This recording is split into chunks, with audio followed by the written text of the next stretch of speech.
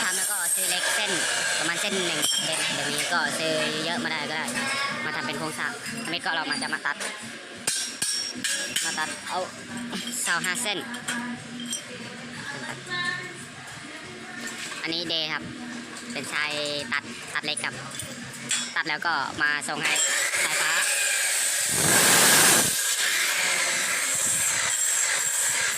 านี่ก็เป็นการเตรียมโครงสร้าง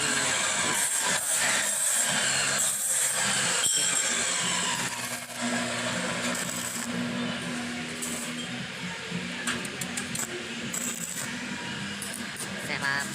ประมาณนี้ก็มาเจอบัคคิมก็ได้มีการตัดแต่งไว้เยอะมากก็มาเรีย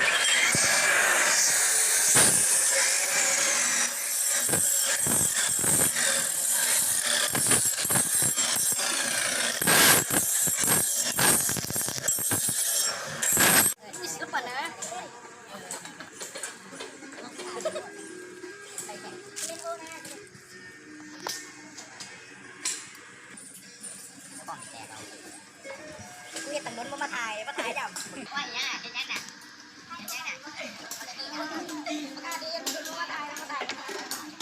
โอ้ยเดาได้อ่ะมาถ่ายตรงเดียว